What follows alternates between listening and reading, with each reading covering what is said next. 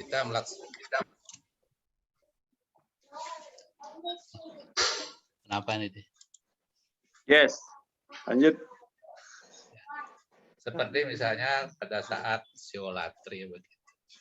Kita bersama-sama mungkin datang ke pura untuk bersama-sama melaksanakan atau menyongsong malam siolatri. Salah satunya kegiatan yang ada di situ adalah berjapa, terus jagra, puasa. Nah, di dalam slokan 16 dari bab 6 ini, di situ disampaikan, wahai Arjuna, kesempurnaan yoga ini tidak dapat dicapai oleh orang yang makan terlalu banyak, atau berpuasa terlalu keras, tidur terlalu banyak, ataupun oleh mereka yang begadang berlebihan. Jadi yang ingin saya tanyakan atau diskusikan pada kesempatan malam hari ini adalah kata-kata atau kalimat berlebihan. Jadi sebenarnya apa sebagai standar atau patokan dari kalimat berlebihan pada slokan 16 tersebut. Jadi kita begadang tidak boleh berlebihan, tidur juga tidak boleh berlebihan, dan lain sebagainya. Ini mungkin saya mohon bisa didiskusikan atau dijelaskan oleh Pak Putu misalnya atau yang lain begitu, supaya apa? Supaya apa ya? Tidak ada di dalam satu kegiatan kolektif itu merasa hanya terpaksa untuk mengikuti teman-teman yang mungkin tingkat kesadarannya sudah lebih tinggi begitu. Ini mungkin yang ingin saya tanyakan, ada nggak standar? Ataukah ini berstandar relatif atau ada standar di dalam agama kita? Terima kasih.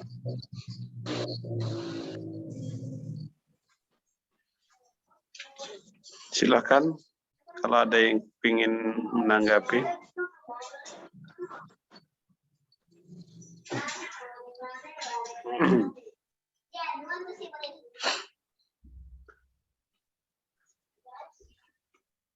Ya, satu contoh standar makan ya.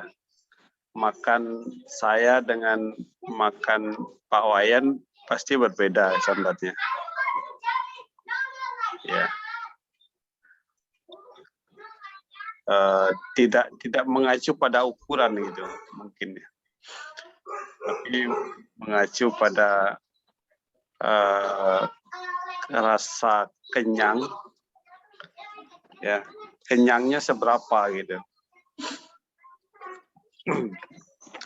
Oke, lanjut Bapak Ibu.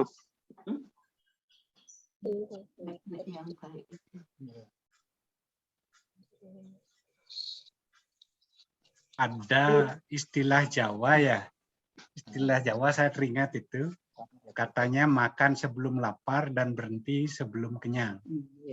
Mungkin itu sebagai takaran sama dengan Made tadi sampaikan, itu memang tidak ada ukuran pasti. Apalagi sudah ada gangguan-gangguan di dalam tubuh itu ya. Tapi pada intinya kalau normal gitu, kita makan itu jangan sampai kekenyangan gitu intinya. Dan makan itu jangan sampai telat, artinya kelaparan dulu baru makan. Itu. Tapi ini kan kalau kita dalam hidup yang wajar ya. Tapi ada juga hidup yang tidak wajar gitu. Kadangkala yang dimakan tidak ada gitu kan. Sehingga pada saat ingin makan, makanan belum ada. Nah ini untuk orang-orang tertentu juga ini menjadi kendala gitu. Nah sebetulnya istilah Jawa tadi itu bagus sekali gitu. Jangan sampai kita sakit mestinya itu. Sama dengan halnya kalau kita tidur kebanyakan itu rasanya lemas banget gitu. Sudah sekian puluh tahun kita tidur bangun itu merasakan banget itu. Bagaimana efek tidur berlebihan dan bagaimana efek kurang tidur gitu. Kita bisa merasakannya, tapi takarannya memang sulit. Memang ilmu kedokteran bilang sih Kalau bayi sekian jam, kalau kita udah tua mungkin berkurang dan lain sebagainya itu.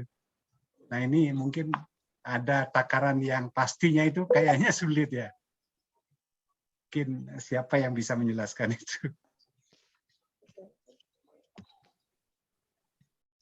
Ini mungkin juga gini ya, menurut saya, pengetahuan saya juga berhubungan dengan semacam kayak nafsu gitu loh Pak.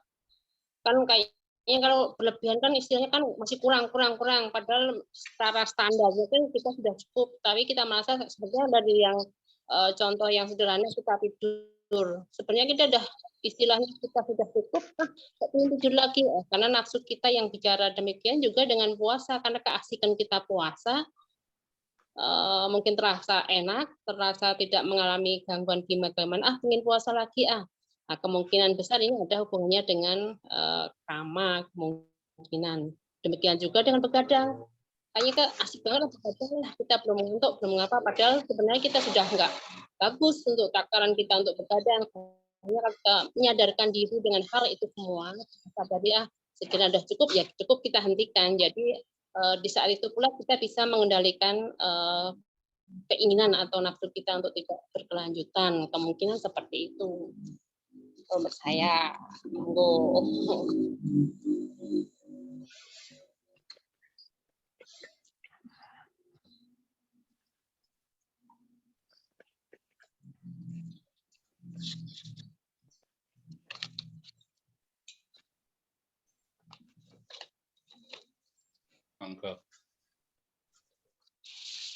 Sekali lagi saya garis bawahi, yang saya sampaikan itu adalah kalau kita berada dalam kegiatan yang kolektif, kegiatan bersama-sama.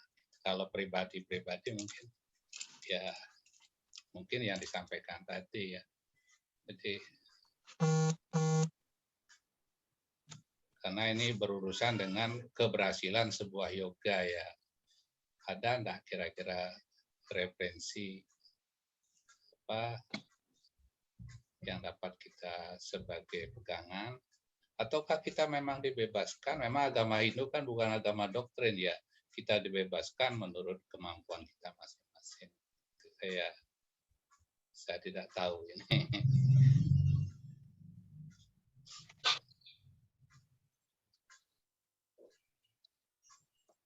Jadi di situ tidak boleh ada pemaksaan, begitu mungkin ya, saya tidak tahu, coba nanti didiskusikan.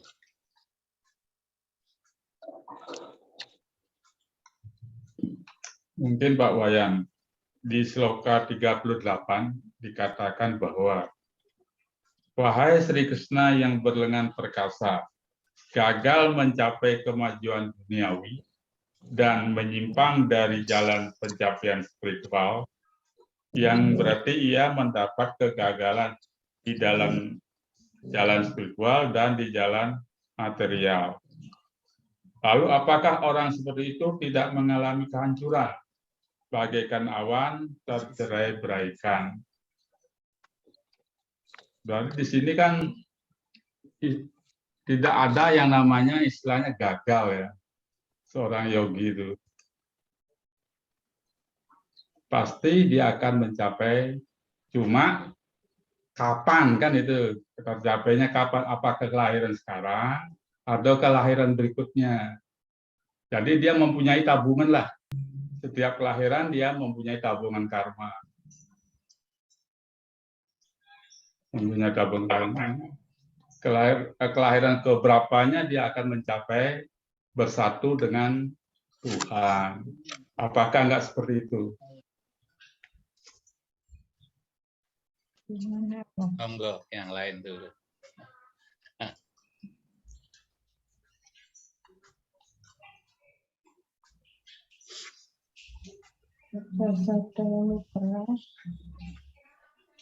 Iya, swastiastu Bapak Ibu.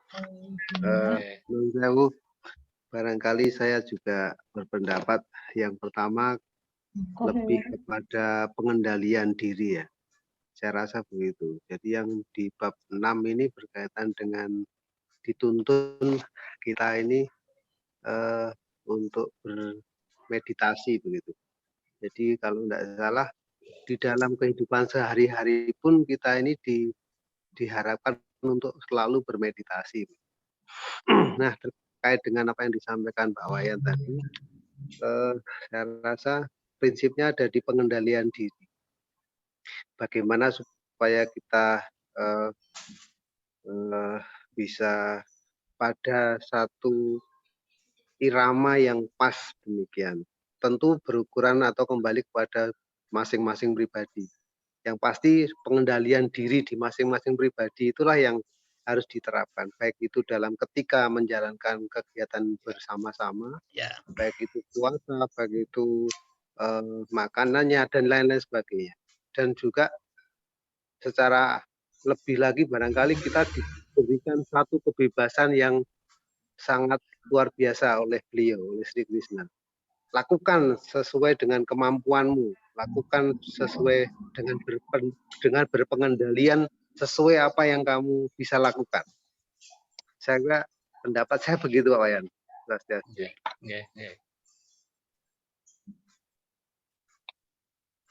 kasih, Mas Andi.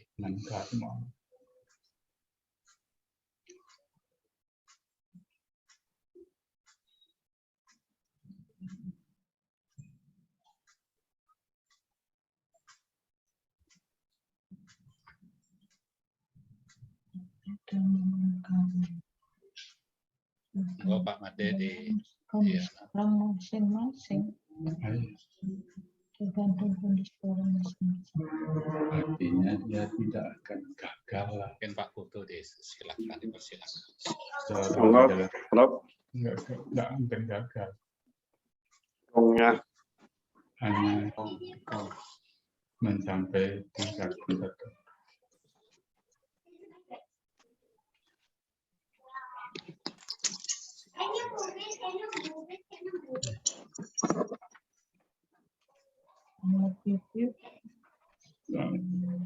Bab 6 masalah yogi. Sinyalnya busuk Pak Made sama saya. Seorang yogi. Kita kan bukan yogi. Iya, Om Swastiastu. Om Swastiastu.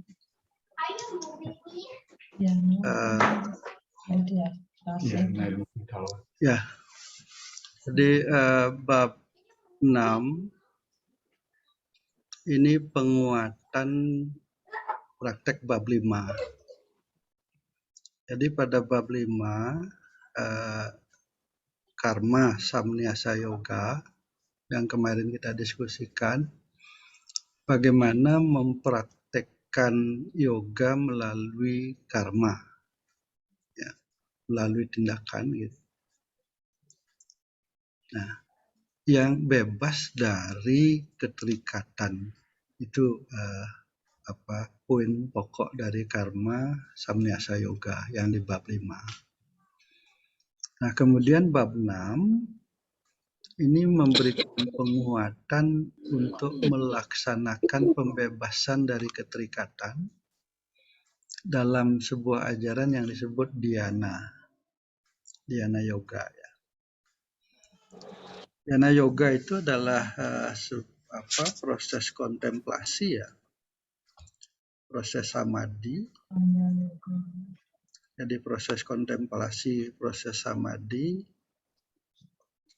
ya, yang di dalam Astanga Yoga itu ada pada tingkat ke-7, ya, dari yama, niyama, asana, pranayama, pratyahara, dharana, dhyana, baru masuk ke samadhi. Nah, begini, mempraktekkan bab 5 karma samnyasa yoga, gambarannya kira-kira begini. Kalau kita punya waktu 24 jam sehari gitu, katakan sebagian kita gunakan untuk melakukan seva gitu. Ya, melakukan seva. Kemudian sedikit waktu kita gunakan untuk melakukan meditasi, ya. Jadi di bab 6 ini menguatkan bagaimana kita bisa berkomunikasi ke dalam, ya. Jadi pada saat seva sesuai dengan apa yang sudah dijelaskan di bab 5, seorang seva itu melakukan, seorang karmin ya, melakukan seva atau pelayanan keluar melalui seluruh aktivitas indranya terhadap kegiatan duniawi yang bebas dari motif pahala gitu, keinginan-keinginan atau pengharapan-pengharapan. Nah, untuk menuju ke sana, maka salah satu yang perlu dipraktekkan itu adalah dhyana-nya gitu. Jadi melakukan meditasi sebagian kecil dari waktu yang ada, katakan diambil pagi sama malam hari gitu ya, melakukan dhyana-nya gitu. Sehingga bab 6 ini adalah bagian yang tidak terpisahkan dari bab 5. Konsepnya ya. Jadi konsepnya hidup dengan alam material. Jadi hidup sehari-hari di dalam alam material. Ya. Ini pikiran akan selalu harus bekerja aktif ya, mengaktifkan panca indera kita keluar, berinteraksi dengan dunia materialnya. Ya.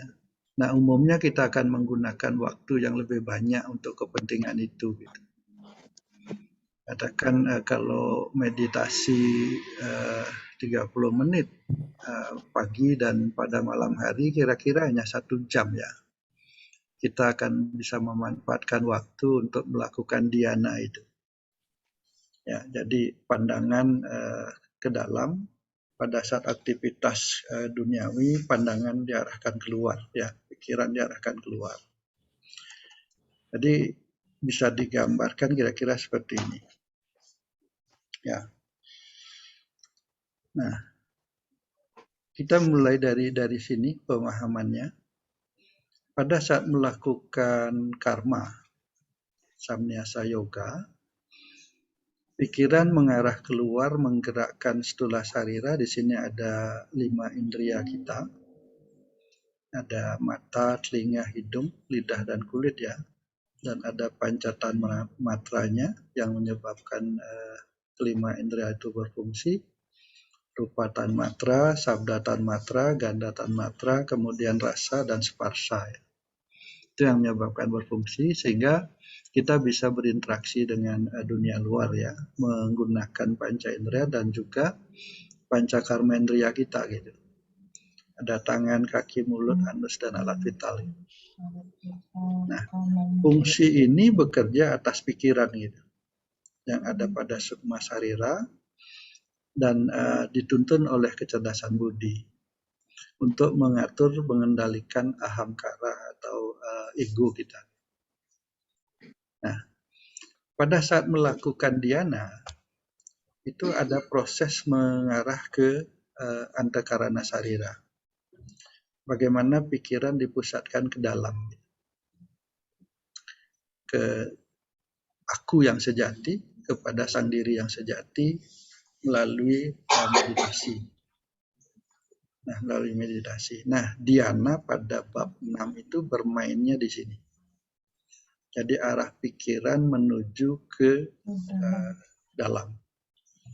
Menuju kepada pemusatan kepada sang diri yang sejati, ke Atman itu.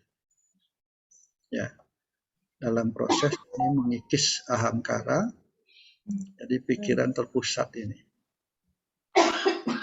Nah, apa konstruksi di bab 6 itu ada di situ, itulah yang disebut dhyana yoga.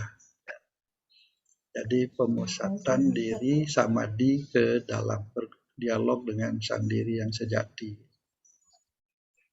Nah, di bab 5 kemarin sudah kita bicarakan bagaimana kita membakar diri di dalam hidup ini, membakar ahamkara. Nah, pada saat ahamkara ini mulai terkikis ya, maka pikiran kita akan lebih mudah masuk untuk mengenali sang diri yang sejati, lebih mudah melakukan meditasi. Jadi sebaliknya pada saat ahamkara ini kita terlalu besar pengaruhnya, jadi lebih banyak nafsu-nafsu itu, maka sulit bagi seseorang untuk melakukan meditasi pemusatan diri. Ya, konstruksinya itu. Nah, ini kemudian bisa kita lihat sloka demi sloka di yang ada di bab 6. Ya, orang yang melaksanakan tugas kewajiban tanpa berlindung pada pahala dari pekerjaannya. Gitu. Jadi tanpa berlindung dari pahala, ya, pada pahala dari pekerjaannya. Sesungguhnya dia adalah seorang sannyasi, ya. Jadi yang di bab 5 itu seorang sannyasi. Ya. Orang yang sudah melepaskan diri dari keterikatan duniawi. Jadi di dalam melakukan meditasi salah satu latihannya itu adalah itu juga. Melepaskan diri dari ikatan-ikatan dan pengaruh duniawi. Ia adalah seorang yogi yang telah mencapai keinsafan diri. Nah, ini akan menjadi hal yang sangat penting pada saat mempraktekkan bab 5. Mempraktekkan karma samnyasa itu. Gitu. Karena sangat sulit orang bisa mempraktekkan karma samnyasa jika dhyana-nya bermasalah. Gitu. Jika dhyana yoganya itu masih belum terlatih. Ya. Sangat sulit sekali. Karena bekerja sedikit saja orang akan terbawa ahamkaranya untuk menagih berharap-harap terhadap pahalanya. Ya. Bukan hanya orang yang tidak menyalakan api suci yang dinamakan sebagai seorang sannyasi, dan juga bukan hanya orang yang meninggalkan pekerjaan yang dinamakan seorang yogi. Jadi seorang seorang sannyasi tetap melakukan kegiatan, ya, melakukan yajna api suci. Seorang yogi juga tidak akan meninggalkan pekerjaan. Nah, itulah yang kemarin kita diskusikan, karma samnyasa itu lebih wajar, ya, lebih umum bisa mempraktekkan secara teoritik. Nah, hanya bagaimana cara mempraktekannya ini memang di bab 5, bab 6 ini bagus sekali anunya. Konsep untuk mempraktekannya ini perlu betul-betul dipahami, ya. Perlu betul-betul dimengerti, dan kemungkinan untuk bisa menjalankannya ada tuntunan di sini. Kemudian pada sloka 2, wahai putra Pandu, ketahuilah bahwa yang dikatakan sebagai sannyasi, melepaskan ikatan dari ikatan dunia adalah sama dengan yoga. Jadi bagaimana melakukan karma, ya, tidak terikat dengan duniawi, ini sulit sekali. Dan itulah yoga. Itulah yoga. Jadi melakukan yoga sambil berkarya, gitu konsepnya. Sambil melakukan fungsi-fungsi karma yang bersifat seva. Ini tuntunannya memang luar biasa tinggi sekali anunya, kualifikasinya untuk bisa menjalankan itu, ya. Sebab tanpa melepaskan diri dari keinginan-keinginan duniawi, tidak akan ada orang yang bisa menjadi seorang yogi. Ya. Kan tidak bisa menjadi seorang yogi, tegas sekali itu. Jadi kata kuncinya adalah melepaskan diri, ya, dari keinginan-keinginan duniawi. Sementara kita hidup dalam ikatan duniawi. Ada telinga, ada mata, ada hidung. Nah, ini indahnya ada di situ. Menariknya ada di situ. Ya, bagaimana mengontrol telinga, bagaimana mengontrol hidung, bagaimana mengontrol mata, gitu. Nah, dhyana ini adalah pola pengaturannya, pola pengendalian atau pola latihannya. Ini di sloka 2. Di sloka 3, orang yang menginginkan kemajuan di dalam praktik-praktik yoga, dikatakan pekerjaan adalah penyebabnya.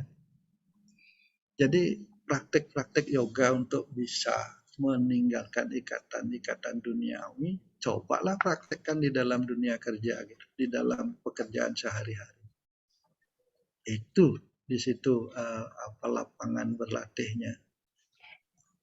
Ya, rumit sekali. Ya, rumit sekali, dan itulah agungnya Bhagavad Gita ya. Untuk bisa betul-betul mempraktekkan ini. Dan untuk mereka yang sudah lebih maju di dalam praktek yoga, menghentikan segala kegiatan material dikatakan sebagai penyebabnya. Gitu. Jadi ada orang yang sudah khusyuk betul gitu di dalam praktek sevanya, untuk berhenti itu juga sebagai lahan untuk penyebabnya. Ya. Bagaimana bisa mempraktekkan pola arah pikiran keluar dan ke dalam secara seimbang. Nah, tadi yang ditanyakan oleh Pak Wayan, di situ salah satunya adalah moderasi ya, keseimbangannya gitu. Pandangan di antara keluar dan ke dalam ya. Kemudian di sloka 4, oleh karenanya ketika orang sudah tidak terikat pada kenikmatan-kenikmatan indria dan pada perbuatan-perbuatan yang mengikat, maka pada saat itu ia dikatakan sudah maju dalam yoga. Karena sudah terbebaskan dari segala jenis keinginan. Angel banget ya. Jadi betul-betul bebas dari keinginan nafsu dan kelekatan. Tetapi dia berinteraksi gitu. Jadi tetap berinteraksi dalam karma, tetapi bebas dari pengaruh-pengaruh keinginan. Yang kemarin digambarkan seperti daun teratai itu yang kalis itu gitu. Jadi di sloka di bab 5 itu kan juga ditunjukkan bagaikan air daun teratai yang kena air ya, dia tidak terpengaruh. Wah, kalau sudah bisa seperti itu, itulah seorang yogi ya, yang sangat mampu mengendalikan indria-indrianya di dalam semua karma tindakannya. Ini di sloka 4. Kemudian di sloka 5. Setiap orang hendaknya menyelamatkan sang dirinya melalui dirinya sendiri. Nah, ini Pak Wayan tadi, Mas Andi juga sempat menyebut ya. Memang praktek spiritual itu bersifat personal ya. Ya, ini tegas di sloka 5. Walaupun dilaksanakan secara kolektif gitu, sesungguhnya di sloka 5 menegaskan setiap orang hendaknya menyelamatkan dirinya melalui dirinya sendiri. Ya. Pada diskusi yang lalu kita ilustrasikan prosesi untuk ngaben ya, nyekah itu juga personal. Dan hendaknya dia tidak membuat dirinya merosot dalam kejatuhan. Ya, jadi praktek spiritual itu adalah praktek personal dan bisa dilakukan dalam lingkungan kolektif. Pasti ya. Pasti seva itu juga akan berinteraksi dengan orang lain ya. Jadi oleh karenanya dirinya sendiri adalah sahabat gitu. Terbaik bagi sang diri, dan dirinya sendiri adalah musuh berbahaya bagi sang diri. Jadi kembali ini adalah penguatan ahamkara. Ya, bagaimana aku ahamkara itu bisa dikendalikan. Nah, ini pelajaran yang sangat tinggi sekali anunya. Preferensi kemampuan yang dibutuhkan ya. Ya, jadi di sini adalah diri yang tidak sejati atau ahamkara, diri yang palsu itu akan selalu bermain. Akan selalu bermain. Paling tidak dengan adanya ajaran yang seperti ini, pada saat kita berhadapan dengan kegiatan-kegiatan di masyarakat, di tempat kerja, paling tidak sedikit terkendali lah ya. Pelan-pelan sadarannya. Kadang-kadang kita memang banyak jatuh karena interaksi keluar dalam dunia material, sehingga yang ada di dalam diri kita itu terbawa dan menjadi jatuh ya. Jadi diri kita terjatuhkan oleh diri kita sendiri gitu. Yang dalam hal ini penyebabnya itu adalah ahamkara ya. Itu yang di sloka 5. Kemudian di sloka 6, bagi mereka yang sudah menaklukkan dirinya sendiri melalui dirinya sendiri, maka dirinya menjadi sahabat. Gitu. Ya, yang paling baik gitu. Nah, ini bagaimana kemudian ahamkara kita yang sudah terbakar, kemudian pikiran semakin menuju kepada sang diri yang ada di dalam dan menemukan diri yang sejati, berdialog ke dalam. Nah, dhyana itu ke situ anunya, arah orientasi ajarannya ya. Sedangkan bagi mereka yang belum menaklukkan dirinya sendiri melalui dirinya sendiri, maka dirinya menjadi musuh yang sangat berbahaya ya bagi dirinya sendiri. Jadi melalui dhyana, praktek dhyana ini, kemudian mulai menemukan sang diri yang sejati, mudah-mudahan kita akan menemukan sahabat itu gitu. Karena dengan itulah pada prosesi yang terakhir ya Atman kita yang akan menjadi bagian dari penting dari kehidupan ini yang diproses untuk bergerak ya menuju penyatuan, kan itu anunya esensi dasarnya. Kemudian di sloka 7, mereka yang sudah menaklukkan dirinya menjadi tidak tergoyahkan dalam panas ataupun dingin ini, suka atau duka ya, sulit sekali ya. Jadi tidak goyah ya, suka atau duka. Kita masih suka sekali, kalau suka itu beriang, kalau duka itu tertunduk, itu kan masih suka sekali. Ya. Kemudian terhadap pujian dan hinaan ya. Ini. Jadi orang yang sudah mencapai kedamaian batin seperti itu akan mencapai Tuhan yang Maha Esa gitu. Nah, coba. Luar biasa ini ajaran ini. Ya. Luar biasa, luhur sekali. Dan kita sulit bermain di situ dan banyak goyahnya daripada tidak tergoyahkannya. Ya, di sloka 7 jelas sekali tantangan yang sangat menarik bagi kita yang mau mempraktekkan spiritual. Kemudian di sloka 8, mereka yang sudah menaklukkan dirinya sendiri menjadi tidak tergoyahkan dalam panas dan dingin. Oke, tadi sama ya. Ini kayaknya sama dengan yang tadi. Kemudian yang 9, orang yang memiliki pandangan yang sama terhadap sahabat yang sangat setia, sahabat baik, bersikap bermusuhan, yang tidak memihak, yang bersikap sebagai penghubung, yang iri hati, ya, dan sanak keluarga, sesungguhnya orang tersebut adalah orang yang sudah sangat maju. Ini yang maju spiritualnya kalau sudah bisa mempraktekkan itu. Entah ya, terhadap orang yang mencaci maki, entah sahabatnya yang memihak atau yang membenci, itu bisa sama. Itu baru orang yang maju spiritualnya. Angel banget ya. Angel banget untuk bisa seperti itu. Ya, untuk kadang mungkin orang menyebut sebagai kebal terhadap itu, sebenarnya tidak. Jadi lebih kepada kesadaran dia sudah masuk dalam dhyana. Masuk sudah ke dalam dirinya, pandangannya sudah ke dalam, mau di luar digoyang di apapun ya, dicaci, dicerca, jadi telinganya sudah terkuasai dengan baik gitu. Matanya juga sudah terkendalikan dengan baik. Jadi sudah kalis ya terhadap pengaruh-pengaruh luar, walaupun dia masih berinteraksi dengan dunia luar. Di bab 5 juga ditegaskan seperti itu. Jadi sudah sangat maju dalam spiritual. Nah, demikian di sloka 9. Kemudian di sloka 10, seorang yogi yang sudah membebaskan dirinya dari rasa memiliki sesuatu. Ini, membebaskan diri dari rasa memiliki sesuatu. Bebas dari keinginan-keinginan duniawi. Ini lagi. Jadi dhyana itu praktek yang sangat-sangat rumit ya. Sudah menguasai badan dan pikirannya. Dia hendaknya memantapkan dirinya hidup menyepi di dalam kesendirian dengan senantiasa menghubungkan kesadarannya kepada Tuhan yang Maha Kuasa. Coba, ya, ini rasakan, coba renungkan baik-baik. Rasa-rasanya punya jarum satu aja udah susah kadang-kadang untuk membebaskan dari keterikatan gitu. Apalagi benda yang lebih berharga gitu ya. Nah, ya, yang benda-benda material. Padahal juga akhirnya nanti pada saat kita dikremasi juga tidak membawa gitu. tapi ikatan itu sangat kuat. Kenapa?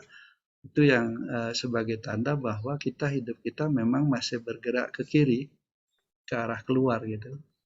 Sehingga moderasinya, keseimbangan keluar dan ke dalam inilah yang harus dijaga, sehingga bab 5 bagaimana mempraktekkan karma samnyasa yoga itu harus didukung oleh dhyana. Jadi praktek-praktek dhyana, praktek-praktek yang kemudian ditunjukkan atau ditandai dengan bagaimana pikiran mengarah ke dalam, ke sang Atman ya, yang tidak berbusana, yang tidak berbentuk, yang tidak membutuhkan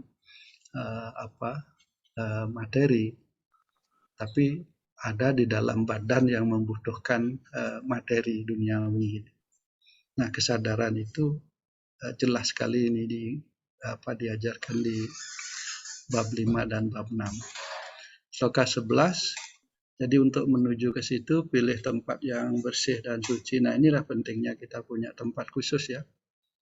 Ya, seperti apapun tempatnya, sesederhana tempatnya, sesederhana apapun, penting saya kira punya untuk selalu melakukan meditasi. Ya, di sini dinyatakan terbuat dari rumput kusa ya, di atas tanah, tidak terlalu tinggi dan tidak terlalu rendah. Demikian hendaknya dia meletakkan alas yoganya dengan baik. Lagi di sini muncul tidak terlalu tinggi, tidak terlalu rendah, seperti yang ditanyakan Pak Wayan. Jadi tidak berlebihan ya. Jadi moderasi yang ditunjukkan di dalam ajaran di bab 6 ini. Ya. Sang yogi hendaknya duduk di atas alas yoganya itu dengan baik, dengan mengontrol kelap-kelip pikiran ya dan indria-indrianya, serta memusatkan kesadarannya pada yang satu. Gitu. Ya. Maka demi kesucian sang roh, ia hendaknya mulai melakukan praktek yoganya. Tadi sekali lagi, bab 6 ini adalah dhyana yoga. Bagaimana mempraktekkan samadhi, mengarahkan pikiran ke dalam. Untuk mendukung karma samnyasa yoga di bab 5 untuk bisa melakukan seva yang sesungguhnya. Jadi melakukan karma bebas dari ikatan-ikatan pengharapan. Gitu. Ya, jelas sekali dan konkret sekali ini petunjuk-petunjuk ini. Dan di sloka 13, duduk dengan tegak dan tidak gelisah, menjaga agar badan, leher, kepala tetap tegak lurus memandang ujung hidung. Tidak melihat ke sana kemari. Nah, ini proses meditasi ya. Jadi melakukan dhyana itu. Ya. Sloka 14, dia yang sudah mencapai kedamaian di dalam hatinya sudah terbebaskan dari segala kecemasan. Sepenuhnya mengontrol dorongan seksual, sudah mengendalikan pikirannya dengan baik. Dan dengan memusatkan kesadarannya kepadaku, maka ia menjadikan aku sebagai tujuan utamanya. Ya. Jadi kalau ditarik terus ke belakang sampai yang terakhir, sloka 47 ya, itu adalah ajaran pemusatan diri ke dalam, melakukan proses meditasi dhyana. Jadi dengan demikian bagi seorang yang menjalankan praktek karma ya samnyasa yoga, dhyana itu wajib, jadi meditasi itu wajib dipraktekkan itu. Jadi bisa disimpulkan seperti itu. Karena tanpa praktek meditasi, tanpa praktek dhyana sulit untuk memahami, sulit untuk melaksanakan karma samnyasa, melakukan karma yang bebas dari pengharapan-pengharapan ya. Ya. Nah, sehingga di sloka 47 di bab 6, di antara semua yogi, orang yang datang mengagung-agungkan diriku dengan sepenuh hati dan keyakinan dan pandangan, dan dalam pandanganku dialah yogi yang paling tinggi. Jadi di sana sudah mencapai beliau ya. Jadi sudah berdialog, bertemu dengan sang diri di dalam, yang tidak lain adalah beliau. Nah ini kalau ada ucapan ngerereh widi di awak widi gitu. Jadi menemukan itu di dalam diri sendiri. Seperti itu yang tertuang di dalam Dhyana Yoga yang di bab 6. Ya. Tadi beberapa juga sloka 16 ya, dan selanjutnya sloka 17 penuhnya lebih kepada pengendalian diri.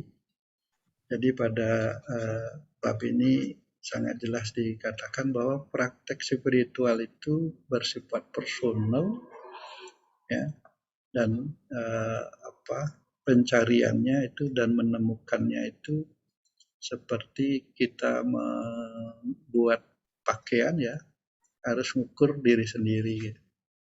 Jadi harus nyikutang awak gitu. Jadi di situ. Dan moderasinya sangat jelas ya. Jadi kalau yang tadi di pertanyaan Pak Wayan di sloka 16 gitu, di sloka sebelumnya juga disebutkan memang kalau tidur terlalu berlebihan maka karma itu tidak akan berjalan. Gitu. Bahkan terlalu berlebihan juga akan mengalami masalah, melakukan karma juga akan tidak bisa. Gitu.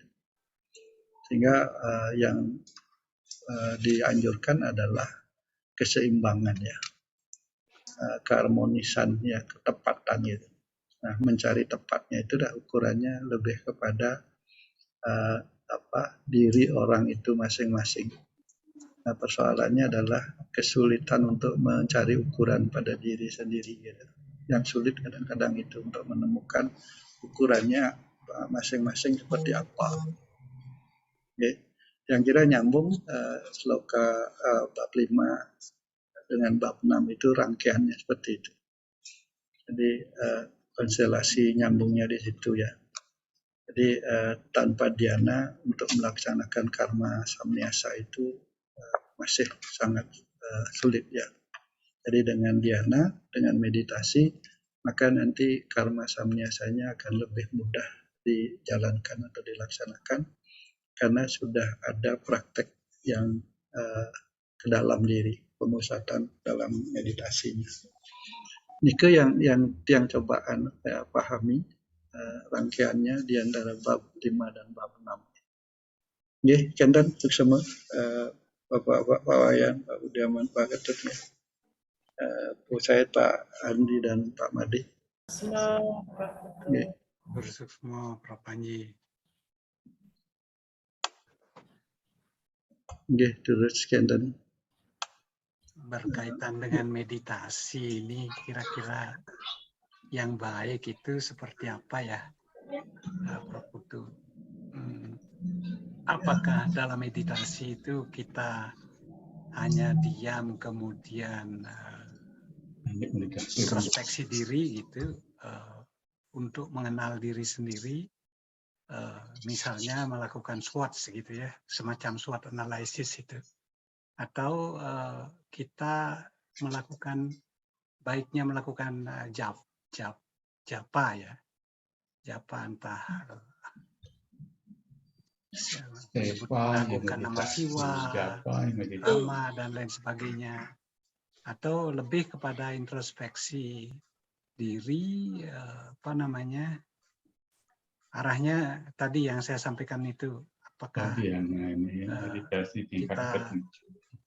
kita ke dalam, merenung ke dalam, melihat diri kita, apa yang sudah kita lakukan, apa yang seharusnya kita lakukan, mana yang harus kita buang, mana yang harus kita cari. Apa begitu? Bagaimana meditasi yang benar dan baik itu ya? Di sloka 35, 36 Pak Bud ya. Okay. Di sana jawabannya Krishna. Ya.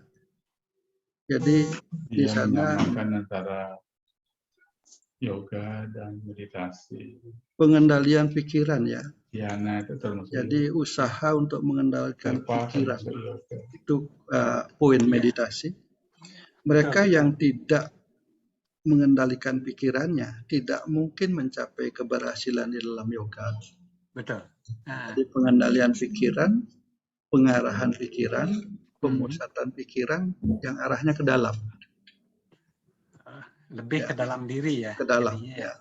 Jadi lebih kepada antakarana sariranya ya. untuk bisa menemukan itu. Ya, ini tegas sekali gitu. Jadi memang orang meditasi itu di pikiran anunya, pola kerjanya ya, untuk menjinakkan pikiran, mengarahkan, mengendalikan, memusatkan, sehingga sampai kepada ketenangan dengan frekuensi yang sangat rendah ya Pak Bud. Nah, sampailah Ya, nanti tadi sempat disinggung kan pikiran itu sangat liar ya. ya. Pengendalian Jadi di situ. pikiran itu misalnya kalau kita hanya merenung kemudian ini agak sulit ya. Tapi kalau kita melakukan japa sambil japa, tapi introspeksinya jadi kurang gitu karena japanya yang kita ini japa juga akan membantu ya, membantu karena japa membantu dengan pengendalian mantramnya dirinya itu ya, mantram itu kan juga akan mengendalikan penyucian pikiran ya. Betul. Mantram itu penyernian pikiran itu akan sangat membantu, tetapi pada saatnya sudah ke dhyana, ke meditasi ya, sudah diam gitu. Sudah, dihentikan ya. Sudah Setelah tercapai keliaran pikiran itu bisa ya, dikendalikan, baru diam itu. ya. Oke. Nah, setelah itu dhyana itu orang itu sudah terlatih, terbiasa. Nanti sambil nyangkul pun dia sudah bisa dhyana gitu. Gimana caranya? Jadi Mas Andi sambil nyangkul, tetapi fokusnya dirinya juga sudah ke dalam. Matanya melihat keluar, tangannya bergerak ke tanah, tapi pandangan batinnya ke dalam. Nah, kalau sudah sampai seperti itu, itulah seorang karma samniasa gitu. Jadi orang yang sudah bisa mempraktekkan itu. Jadi kemudian akan mendukung barang siapa yang ingat padaku selalu gitu. Akan kubawakan apa yang dia tidak miliki dan akan kulindungi gitu. Ini prakteknya yang sangat sulit ya. Karena kembali ke sloka penutup tadi bab 2 sloka 7 itu, manusia itu selalu ada dalam kelemahan gitu. Yang penutup itu kan ya. Nah, kelemahan itu akan bisa diatasi dengan latihannya ya. Prakteknya. Jadi praktek samnyasa, karma samnyasanya itu yang menjadi bagian. Sehingga di sloka 2-3 tadi kan ditunjukkan. Jadi disitulah tempatnya untuk menguji gitu. Jadi kolamnya untuk berenang ada di situ gitu. Untuk melatih kemampuannya berenang. Kira-kira begitu Pak. Terima kasih Prof. Nah, ini sekali lagi rumit sekali. Dan tapi jelas tuntunannya. Saya kira bisa dimengerti tetapi tidak mudah dilakukan. Ya. Bisa dipahami ya. Metodenya ada gitu. Nah, kalau memang mau perlu disiplin yang tinggi ya, Mas. Sadhana disiplin yang tinggi. Bahkan tadi di salah satu sloka disebutkan orang yang sudah mencapai itu, ya, saya lupa slokanya. Suatu saat dia lahir di keluarga yang sangat beradab pun gitu ya, dia tidak mau lagi terikat oleh materi kehidupan keluarga tempatnya lahir. Gitu. Salah satu slokanya tadi kan ada disebutkan.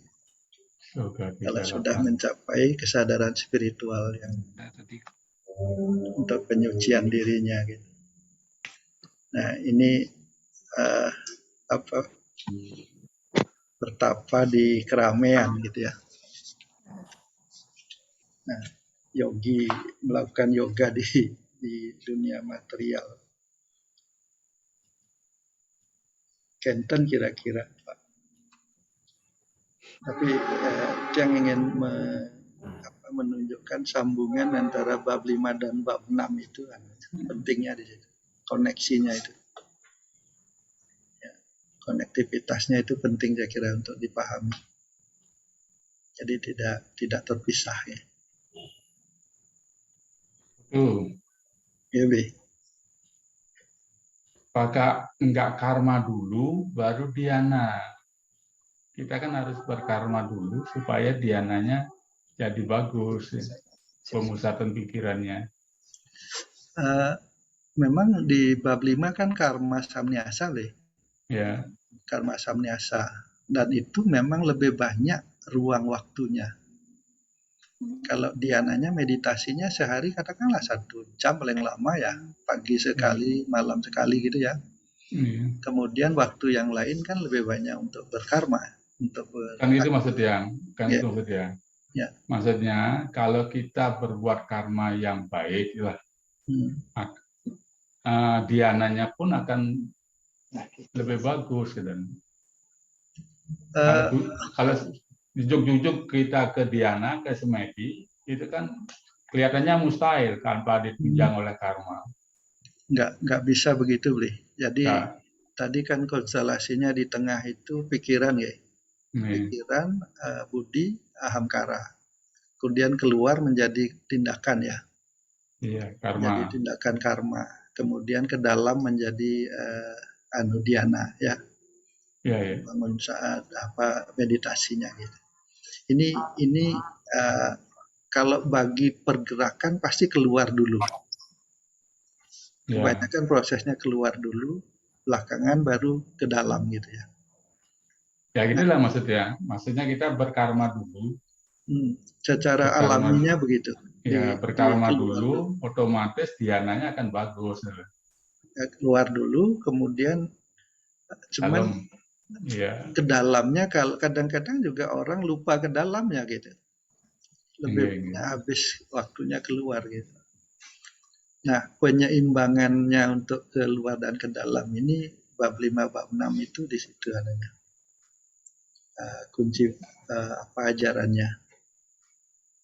Ya. Dan kalau melakukan meditasi seharian penuh juga kan tidak benar kan? Nggak akan menjadi pilihan gitu. Pasti ada perimbangan. Maka kalau 24 jam, katakan 1 jam untuk meditasi ya, 2 kali sehari gitu, kan masih 23 jam loh Pak. Ya. Jadi untuk istirahat 5 jam katakan, masih ada waktu yang lainnya. 23 dikurangi 5 gitu kan, masih ada 17 loh untuk beraktivitas. Katakanlah sehari bekerja 8 jam ya. Bagaimana di dalam bekerja itu ada dalam karma samniasa gitu anunya di bab 5 itu. Mempraktekkan bekerja tetapi tidak ada di dalam keterikatan akan pahalanya gitu. Sulit gitu. Ya. Berat sekali itu. Nah, tapi yang mudah dilaksanakan yang karmanya itu. Ngajar di kantor karma deh. Ya, kemudian masak di dapur karma, semua akan karma dan. Tapi kan ada kadang pada pekerjaan tertentu kita sangat terikat pingin pahalanya gitu. Ya. Ya. Ya, susah dihilangkan itu. Itu yang challenge-nya ada di situ. Kadang keuangan bedik kan akan marah itu bahasa ya. Penghargaannya kurang. Wani Piro. Ini tingginya ajaran Bhagavad Gita ada di situ. Kualifikasinya yang sangat tinggi itu. Dan kalau itu bisa dilakukan betul-betul akan damai hidupnya. Santim Tidak pernah menjanjikan pahala ya Pak. Ya. Kalau bisa ke sana betul-betul santim. Kenapa kita sering tidak santim? Karena memang masih banyak terikat oleh ikatan itu, pengharapan itu. Iya, betul. Itu penyebabnya. Makanya yang tulisan tadi pagi santim recati itu di situ. Masih ngurusi cucu ya. Masih terikat dengan cucu. Tapi kewah itu megai tanpa pengharapan tuh. Iya. Sebelum megai ngai kontrak malu gitu kan. Itu pengharapan sudah itu muncul kan. Iya. Itu tantangannya ada di situ. Artinya kalau kita masih bergelut dengan dunia, dengan orang lain gitu, pasti akan muncul itu kan. Ada di bab 5 dijelaskan tetap bergelut ya, ada kontrak, tapi jangan kemudian terikat oleh itu gitu. Artinya begini, berapapun diberi kita nggak boleh minta lebih sesuai dengan ini, biar mereka yang mikirkan gitu ya. Tetap ada kontrak penetapan, Pak Bud. Ya. Nah, Kalau sudah kontrak itu nanti jadi katakanlah kita nggak boleh menawar itu ya. boleh dalam transaksi itu seperti digambarkan daun talas itu ya, dihujani air itu tetap gitu. Tapi jangan terikat gitu. Misalnya, wah itu terlalu kecil tuh, gitu misalnya. Ya. Itu kan sudah hamkara itu tuh. Disampaikan terlalu kecil, tetapi di jiwa di dalamnya tidak boleh tersentuh, itu konsepnya. Oh, ya, keliru saya menerjemahkannya ya. Jadi bermainnya di luar kan. Bagaimana jiwa di dalam di bab 5 jelas itu. Ya. Itu yang rumit ya, itu yang sulit. Ya, betul. Tapi Diana itu memang butuh latihan kok. Butuh latihan. Jadi sulitnya, rumitnya yang di situ. Kalau tanpa latihan sulit. Butuh praktek, Kalau ya. tanpa latihan itu sulit itu. Kita harus disiplin. Nah, kemarin yang teman-teman nanya begini, kan ada salah satu slokanya bahwa Tuhan tidak turut campur kan gitu ya. Ya. Terhadap ada 3 teman yang tanya itu, apa betul Pak? Itu sama dengan pertanyaan Bitut yang minggu lalu. Ya. Menarik nih ke sloka itu. Karena Pak, sekarang banyak orang menyampaikan ada ini ada itu karena Tuhan kan gitu. Ya. Gagal karena Tuhan gitu. Kalau berhasil karena Tuhan. Wah, Tuhan jadi objek terus gitu. Iya. Kambing hitam. Jadi kambing hitam. Kemudian dia bilang, coba lihat matahari bersinar. Ya, dia ada dalam putaran gerakan bumi kan. Kalau pernah enggak matahari memilih? Enggak. Jadi kalau jendela kita buka, dia masuk ke ruang kita. Jendela kita tutup, dia tidak masuk kan? Dia kan tidak pernah campur tangan. Dah. Semuanya kan karena kita gitu.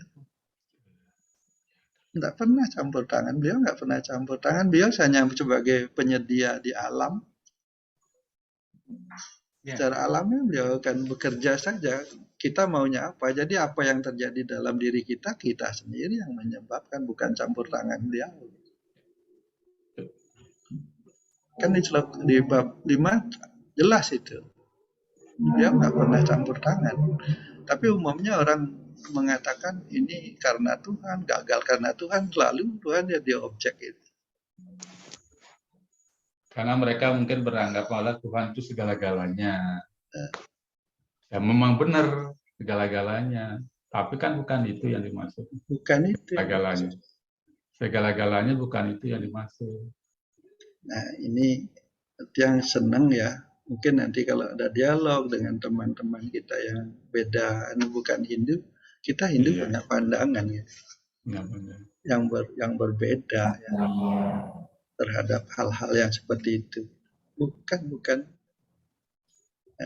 Bukan beliau campur tangan, dia hanya ada saja. Seperti oksigen ya, kalau mau tutup hidung ya tidak masuk dia gitu. Tidak pernah oksigen itu memaksa kita untuk membuka-buka hidungnya gitu orang. Maaf Prof.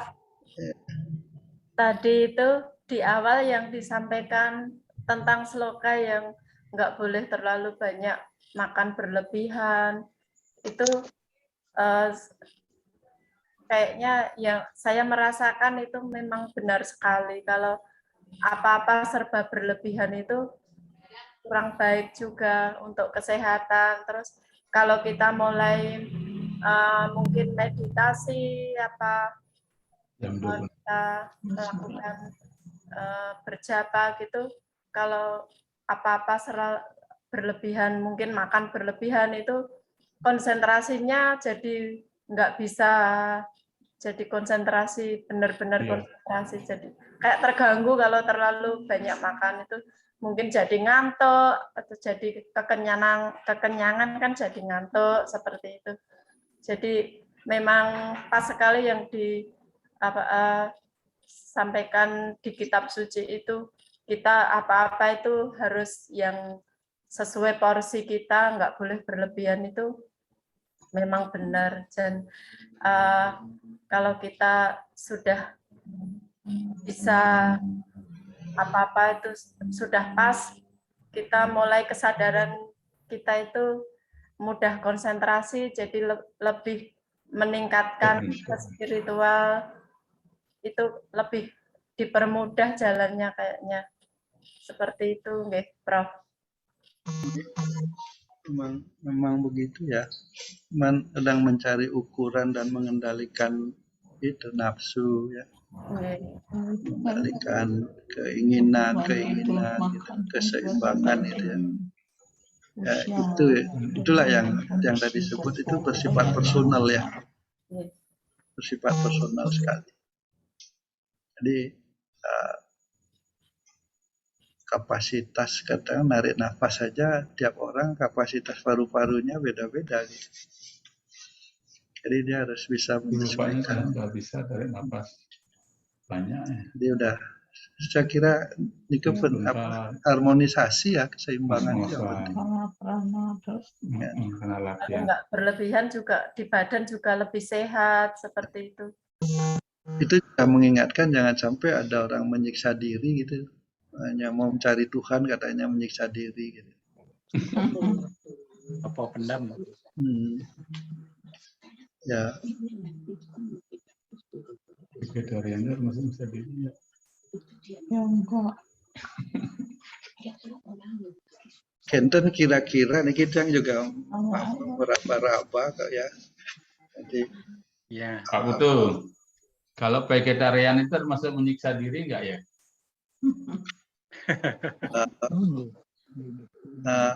Semua punya dasar, Bli. Ya. Dasar-dasar ajarannya ada ya. Swastiastu. Oke, Pak Tut. Pak Tut yang jawab. Enggak, ini baru ada telepon dari Pak Madeswar Jaya. Maaf sebentar. Gimana Pak Odi?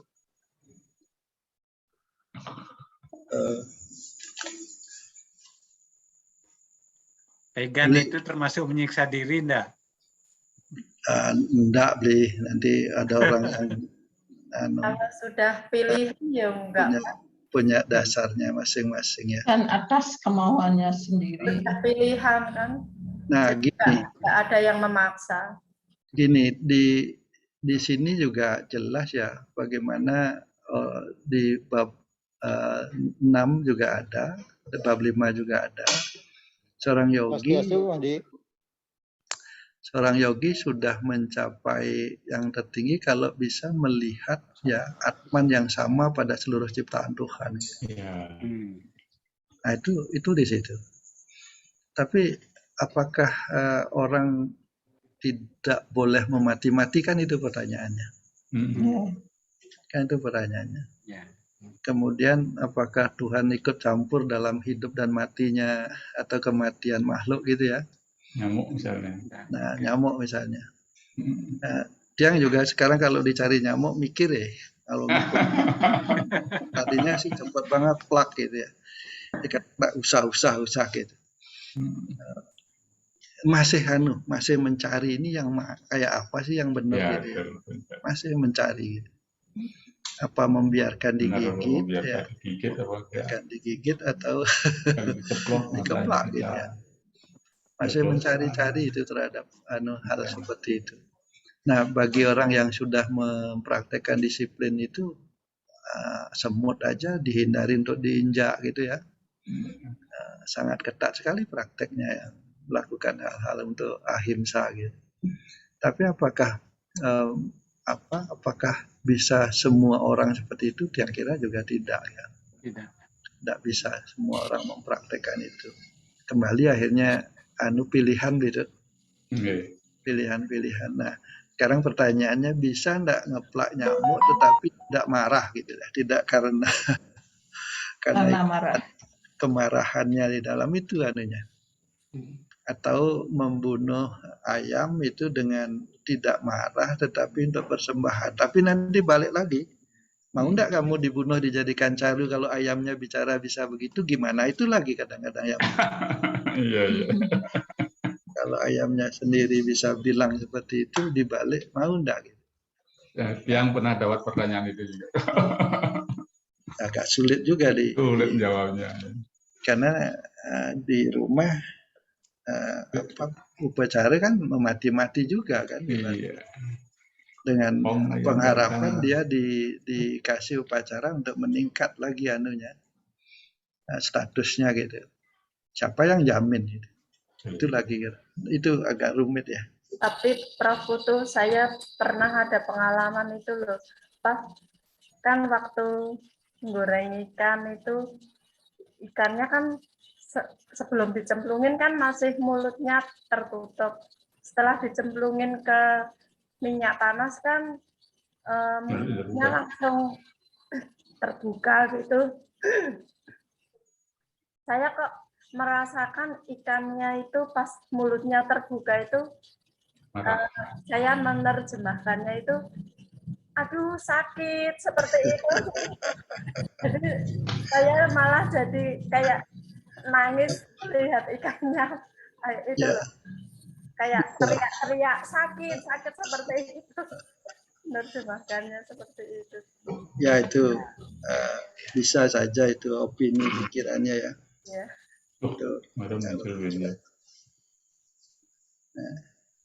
Semua pikirannya. Ini untuk untuk bisa kalis itu yang susah Pak. Bisa bebas dari ikatannya itu. Nah, niki ajaran-ajaran yang silip gitu ya. Ya seperti diskusi kemarin sedikit tahu aja dulu, mungkin udah bersyukur ya. Bisa ngelakoni kapan bisa ngelakoni dengan baik.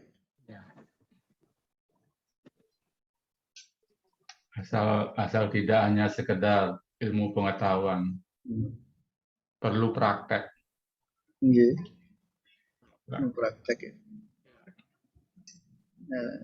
Dipraktekkan. Pak Tu penjelasannya sudah bagus. Terima kasih Pak Tu. Susah Pak Wayan. Kalau saya nangkap jelaskan itu, kalau kita melakukan sesuatu, dhyana ini sebenarnya kan introspeksi ke dalam ya. Lihat dulu kemampuan kita di dalam, baru kita keluar. Supaya apa? Muncul keikhlasan di situ. Ketika kita hanya ikut arus di luar tanpa melihat ke dalam, karena dhyana ini kan hanya meditasi ke dalam sebenarnya, bukan keluar. Kalau menurut saya begitu. Pak Putu tadi menjelaskan sudah seperti itu, bagus. Saya sudah terjawab apa yang saya tanyakan. Jadi ukurannya itu ada pada diri kita sendiri. Jangan sampai kita melihat keluar dulu, lalu kita melakukan sesuatu tanpa kita melihat ke dalam diri kita. Nah, dhyana inilah kita diajari untuk selalu melihat ke dalam, selalu meningkatkan kemampuan kita di dalam, seperti Pak Putu tadi sampaikan. Baru kita melakukan sesuatu. Sehingga apa? Output yang kita lakukan itu betul-betul nanti sesuai dengan hati nurani kita. Standarnya mungkin di situ, kalau saya tadi Pak Putu sampaikan. Jadi memang agak susah kalau kita bekerja di hal-hal yang bersifat kolektif tadi saya bilang. Jadi kita agak susah lah kontrol yang lain karena kemampuan kita kan berbeda-beda ya Pak Tuh. Jadi sebaiknya menurut saya sesuaikan dengan kemampuan yang ada di dalam diri kita. Gitu. Berdhyana ke dalam, bermeditasi ke dalam. Pak Putu tadi sudah menyampaikan banyak. Ke dalam dulu, kaji ke dalam, bersihkan ke dalam, tingkatkan di dalam. Supaya yang keluar itu betul-betul nanti adalah keluaran yang sudah terseleksi oleh pikiran kita. Bagus Pak Tu, terima kasih Pak Tu penjelasannya sudah dapat saya tangkap. Gitu tulisannya Prabu bagus itu. Selfie. Ya, selfie itu bagus. Dan Mulak Sarire. Mulat Sarire. Ya, ngelihat ke dalam ya. Meditasi ke dalam ya Pak tuh. Bukan keluar ya. Itu lengkap sekali tulisan beliau itu bagus. Jadi Pak tuh sudah banyak sudah dapat memberikan jawaban ke saya. Tidak makan terlalu banyak, bukan makan nasi maksudnya itu ada sesuatu yang tidak boleh dilakukan kalau kita tidak melihat ke dalam. Ya konotasinya bukan nasi menurut saya, bukan makanan ya. Begadang bukan begadang melek itu menurut saya, tapi ada yang lebih hakiki yang dimaksud di situ. Nggak boleh berlebihan. Bawang-bawang kita kan agak berat ya, namanya kelihatannya kita melihat secara duniawi, tapi sebenarnya itu larinya nanti ke hal-hal yang spiritual. Pak Putu sudah memberikan jawaban ke saya yang cukup bagus. Tinggal nanti saya mempraktekkan aja. Gimana saya mempraktekkan supaya tidak karena disampaikan situ kan yoga harus praktek ya Pak Putu, baru akan memberikan efek yang maksimal. Ya, terima kasih Pak Putu sudah menjelaskan apa yang saya tanyakan. Meditasi ini penting ya. Meditasi itu penting sekali. Ya. Jadi ya yang apapun yang sudah dipraktekkan ya. Kan modelnya banyak gitu. Yang kira setiap hari itu penting sekali untuk mempraktekkan meditasi. Nanti pelan-pelan itu akan mengikis juga adanya ya kelekatan itu. Ya, mudah-mudahan. Toh juga nanti itu sebagai tabungan kita untuk kelahiran yang berikut ya, tidak mungkin dihapus begitu saja. Oke, terima kasih Prof penjelasannya, pencerahannya untuk semua. Sampun Pak Made yang sudah diberikan jawaban oleh Pak Profesor.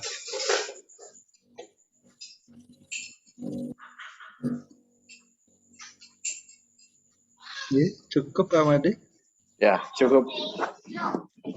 Ini sudah 10:30. Ya, di Bali kan sudah 10:30. Ya, 10 lebih. Pak Made, itu tadi Prof Panji ada kirim chat itu. Punya PDF nggak Pak Made? Dari Prabu? PDF? Gita, Bhagavad Gita Prabu yang PDF punya? Oh, nggak ada. Nggak ada. Nggak ada, Prof. Nggih. Maksudnya kalau ada kan tinggal nayangkan gitu. Iya. Lantun. Oh. Ada di anu sih, apa namanya, di handphone. Yang PDF? Bukan apps, aplikasi. Ya. Aplikasi.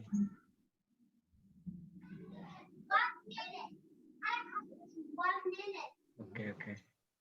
Ya. Mungkin bisa di-share ke Prof Putu. Di anu aja nanti Pak De. Pada saat pembacaan itu tinggal nayangkan gitu. Share. Nanti ada DVD-nya deh. Enggak ada. Ya. Kalau Prabu pada ada. Bisa fokus ke satu anu ya. Tidak perlu baca pegang kitab sendiri-sendiri. Iya. Fokus ke layar. Kalau Prabu pada ada Pak, gitu ya. Kalau Prabu pada ada. Ada. Kalau yang Prabu versi Darmayasa Indonesia belum. ada juga. Nggak tahu Pak Made mungkin ada koleksinya nggak tahu.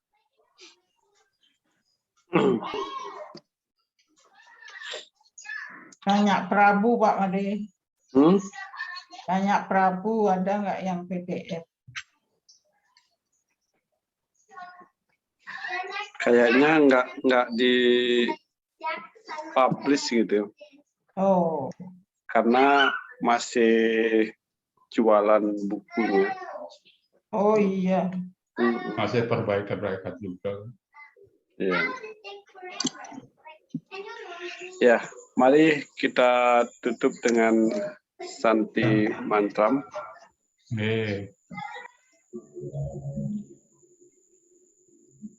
Om Dia Santiran Tarik Santir Pertiwi Santir Apa Santir Osadaya Santir Vanaspataya Santir Visve Deva Santir Brahma Santir Sarvam Santir Eva Santir Sama Santir Edi Om Santi Santi Santi Om.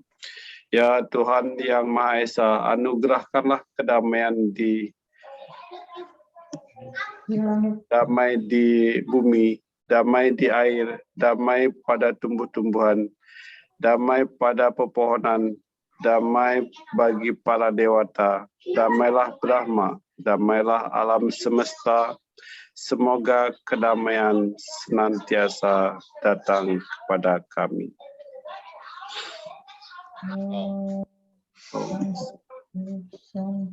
Sukses semua Pak Made. Sama Pak Made. Semua.